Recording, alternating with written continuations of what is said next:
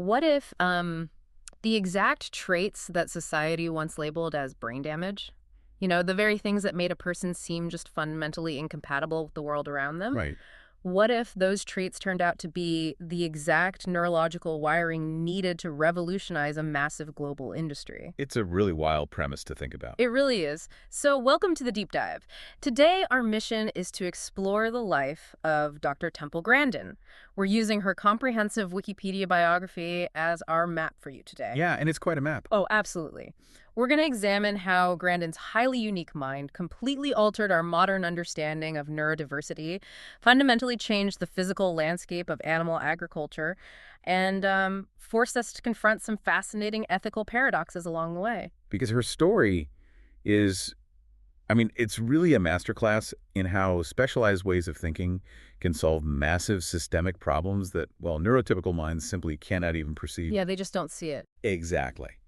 When you have a brain that processes reality differently, you don't just see different answers. You actually see completely different questions. That's a great way to put it. Let's start with her early life, because to really understand her impact, I think we have to look at what she was up against. And she was up against a lot. Right. We are talking about a grueling battle against mid-century medical ignorance. She was born in 1947 into a very wealthy family in Boston. Right. Her father was actually the heir to Grandin Farms. Yeah, which was the largest corporate wheat farm business in the U.S. at the time. But despite having access to, the best doctors that money could buy, when she was just 2 years old, she was handed a formal medical diagnosis of brain damage. And the medical context of the 1950s makes that even more harrowing, I think. Oh, totally. Because the medical community looked at her delayed speech, her avoidance of eye contact, and, her severe behavioral differences, and they simply concluded that her brain was broken. They just didn't have the diagnostic language for the autism spectrum yet, right? They really didn't. In fact, that specific brain damage diagnosis wasn't officially dismissed by a cerebral brain scan until 2010. Wait, really? Yeah, when she was 63 years old. 61 years carrying a completely inaccurate medical label. I like to think of it like this. It's as if she had a top-tier, incredibly powerful operating system, but the 1950s medical world kept trying to run completely incompatible software on it. That's a perfect analogy. And instead of realizing their software was the problem, they just, blamed the computer when it inevitably crashed. And that crashing manifested in incredibly difficult ways for her family. Huh. The standard medical advice at the time for a toddler exhibiting those behaviors was institutionalization. It's out of sight, out of mind. Exactly. And her father wanted to follow that advice. But her mother fiercely opposed it, which created this massive, bitter rift between her parents. But her mother didn't just passively disagree, right? She went to Boston Children's Hospital, found a neurologist who actually saw some potential, and started personalized speech therapy with Temple when she was only 2.5 years old. Yeah, and what's fascinating here is that her mother's total rejection of institutionalization is really the singular pivot point of Grandin's entire life. Because without that, Without that defiance, the medical establishment would have just locked her away. There is no Temple Grandin as we know her without that choice. but avoiding an institution didn't magically make her childhood easy. Oh, not at all. The middle school years sounded just brutal. We're talking about a kid who was expelled from school at age 14 for throwing a book at a classmate. Right, a classmate who was relentlessly taunting her. Yeah. Other students would follow her down the hall and call her a tape recorder because she had this tendency to verbally repeat phrases over and over again. Which is a very visceral kind of social and sensory isolation for a kid. Definitely. So, following that expulsion, her mother found Hampshire Country School in New Hampshire. Which was established specifically for gifted students who hadn't succeeded in typical settings. And this is where she crosses paths with William Carlock, right? A former NASA science teacher. He seems like the first person outside of her mother who truly understood how to engage with her mind. He really was. Carlock didn't just offer emotional support. He fundamentally taught her how to harness her fixations. How do you mean? Well, instead of punishing her for her rigid obsessions, he showed her how to transform them into rigorous scientific inquiry. If she was obsessed with how something worked, he demanded she prove it through the scientific method. Which perfectly brings us to her teenage years, where this scientific framing collides with her sensory reality. Right. because when she was 15, she spent a summer on her aunt's ranch in Arizona, which sparked her deep interest in cattle. And then, at age 18, she builds her famous squeeze machine, the Hug Box. Yeah, and you really have to understand her sensory reality to understand why she built it. She described her hypersensitivity to noise as feeling, well, like being tied to the rail and the train's coming. That sounds terrifying. It's a state of perpetual fight or flight.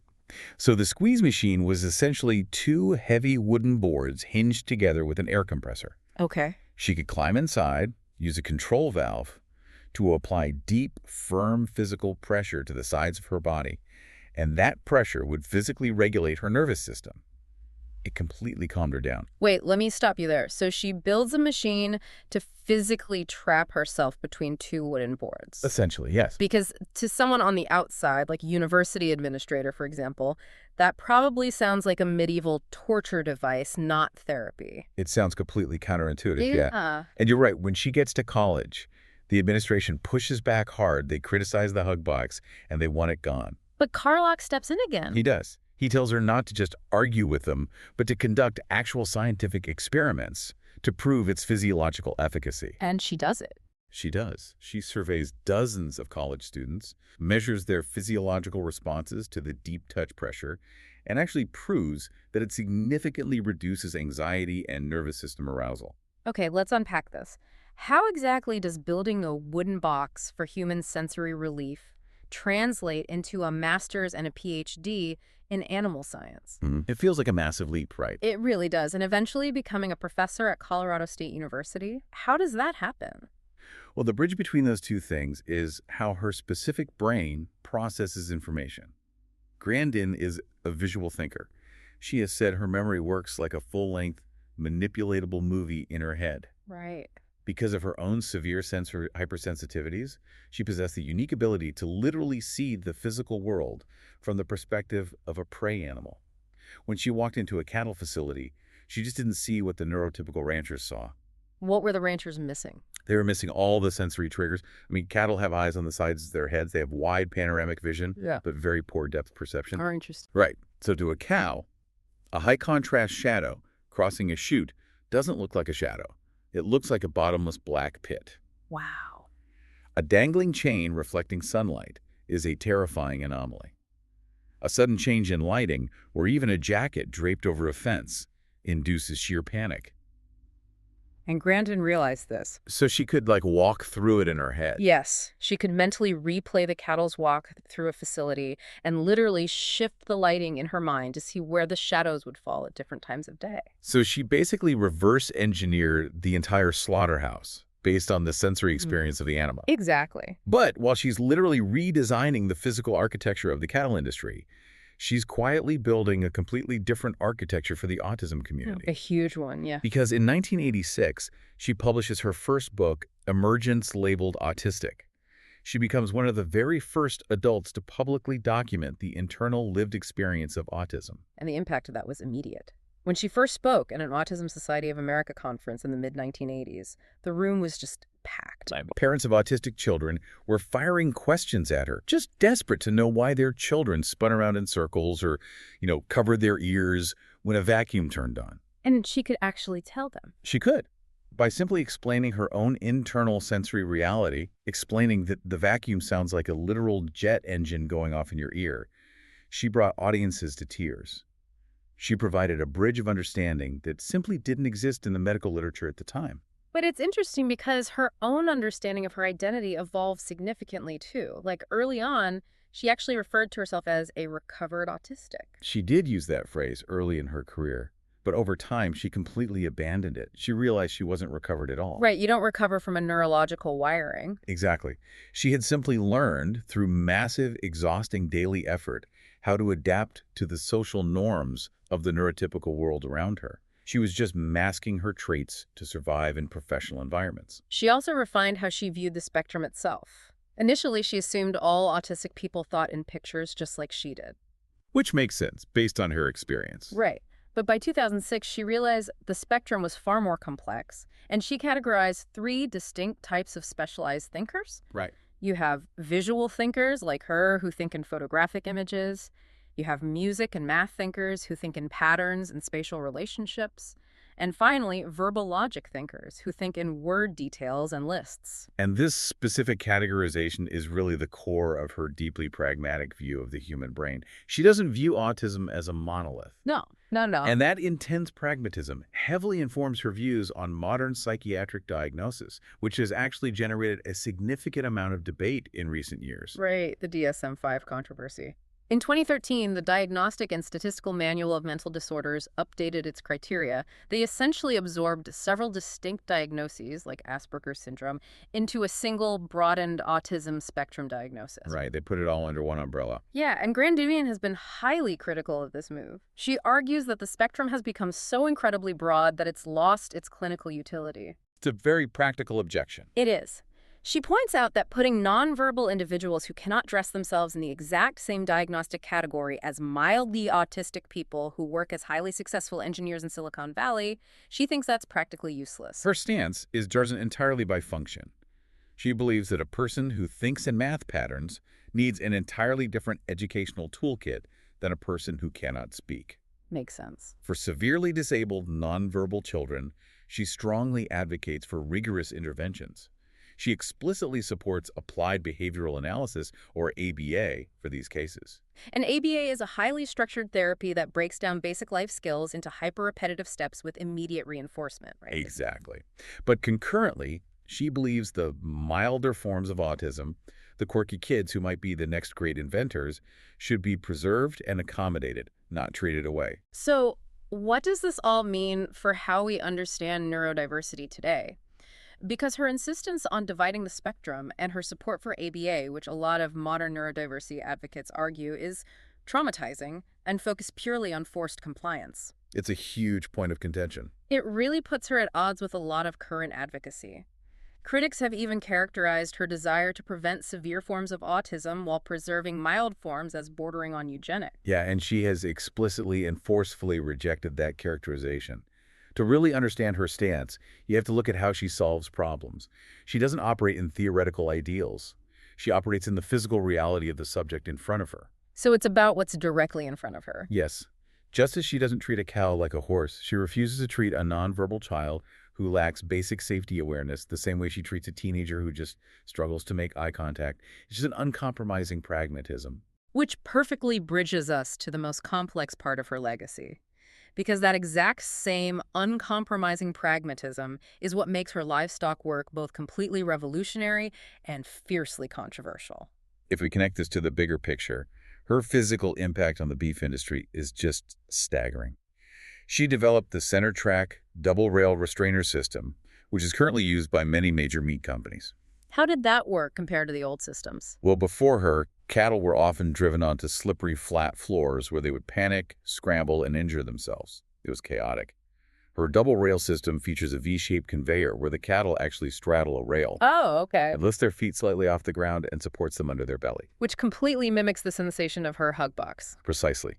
It provides deep, comforting pressure that fundamentally shuts down the cow's fight-or-flight nervous system response. Wow. She also designed curved corrals. Because cows have an instinct to circle back to where they came from to feel safe, a curved chute prevents them from seeing the end of the line, keeping them calm. That's brilliant. She even created an objective numerical scoring system to assess animal welfare in slaughtering plants, which removed the subjective guesswork from audits. Okay, here's where it gets really interesting. For you listening, I want you to hold two potentially opposing ideas in your head at once. How do you reconcile designing a factory meant for mass death and calling it compassionate? It's tough. Because animal rights activists have heavily criticized her for this. They question how she can claim to love and respect animals while building a highly lucrative, decades-long career designing more efficient slaughterhouses. It really is the defining ethical paradox of her public life. And her philosophical defense is deeply rooted in how she categorizes the world around her. She wrote an essay titled, "Animals Are Not Things." What's the core argument there? In it, she acknowledges the legal reality. Cattle are considered property, just like a screwdriver is considered property. Both exist to serve a human purpose. But she draws a very hard biological line at the capacity for suffering, right? She does. She points out that you can legally take a hammer and smash a screwdriver to pieces. And there is no ethical violation because the screwdriver doesn't feel pain. Right. But you cannot torture an animal. She once told the filmmaker Errol Morris, "I think using animals for food is an ethical thing to do, but we've got to do it right. We've got to give those animals a decent life, and we've got to give them a painless death. We owe the animals respect." So she isn't trying to create an idealized vegan utopia where the meat industry doesn't exist. No, not at all. She accepts that humans eat meat, so she uses her profound visual connection to these animals to focus entirely on removing the terror and the pain from their final moments on Earth. Exactly. But it's worth noting that her intense focus on utility and reducing waste often puts her squarely in the crosshairs of public opinion. Oh, absolutely. A prime example of that is the 2012 controversy over finely textured beef, which the media famously dubbed pink slime. Oh man, I remember that. The American beef industry was facing a massive public relations nightmare.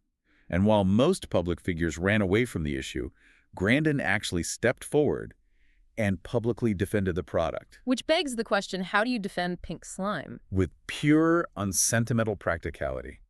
She argued that yes, it should be clearly labeled so consumers know what they are buying, but it absolutely should remain on the market because it prevents the massive waste of perfectly good beef trimmings. I see. To her mind, throwing away edible meat after an animal has already been slaughtered is a far greater moral disrespect to that animal than turning it into a filler product. It's just a fascinating look at how a mind that categorizes information without emotional bias comes to ethical conclusions. It really is. And what's equally amazing is that just as she has continuously tweaked and improved the mechanics of her slaughterhouses, Grandin has continuously adjusted the mechanics of her own personal life over the decades. She's highly aware of her own biology and chemistry. She wears specific, comfortable clothes like her signature Western shirts to counteract her sensory processing disorder. Right. She takes antidepressants regularly and speaks openly about how they stopped her panic attacks. She even noted in 2010 that her famous squeeze machine, the one that got her through college, well, it broke down, and she just never bothered to fix it. Really? Yeah, she casually remarked, "I'm into hugging people now." That's amazing. She also mentioned that while she lived a celibate life for much of her adulthood to avoid the complexities of romantic relationships, by 2013 she felt her sexual urges were simply gone. Right. And she described it matter-of-factly as good riddance. It's an incredibly pragmatic way of processing the human experience, but, we also have to recognize that her willingness to speak her mind hasn't always aligned perfectly with scientific consensus. No, and that is part of her public record. Following the fraudulent 1998 Wakefield study, the one that falsely linked the MMR vaccine to autism, Grandin publicly speculated for roughly 15 years that there might be a causal link. Wow, 15 years. Yeah. She repeatedly suggested that vaccines might trigger autism, particularly in children who stopped speaking shortly after receiving them. And when a New York Times interviewer repeatedly pressed her to revisit that specific topic in 2022, given that the medical community had thoroughly debunked the Wakefield study, she outright refused to discuss it. Right. We are just presenting the timeline as it exists in her biography here, but it highlights that someone so grounded in the scientific method for animal behavior can still get caught in the complex web of public health controversies. That's true. But regardless of those moments, her overall legacy is simply undeniable. Absolutely undeniable. She was named to the Time 100 list of most influential people in the world, specifically in the heroes category. Her life was the subject of an incredibly heavily awarded HBO film starring Claire Danes.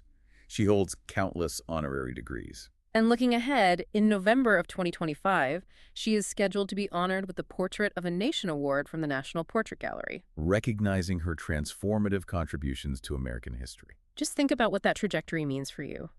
If someone born with highly rigid autistic fixations can continuously adapt her worldview, her coping mechanisms, and her personal habits over 70-plus years, Right.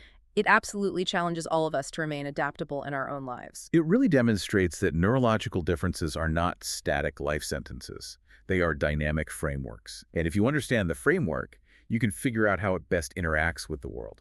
Temple Grandin's life is ultimate proof that the specific things that make you different, or maybe even make you difficult to handle in a traditional setting, might just be the exact tools required to solve the world's most stubborn problems. It leaves you wondering, Grandin spent her entire life designing systems that perfectly accommodate the sensory needs of cattle, simply because she recognized that the cattle could not adapt to our systems. Exactly. If we have the capacity to completely redesign a massive industrial slaughterhouse to accommodate the neurological reality of a cow, what possible excuse do we have for not redesigning our schools and our workplaces to accommodate the diverse neurological realities of human beings? If the operating system isn't the problem, maybe it's time we finally update the software.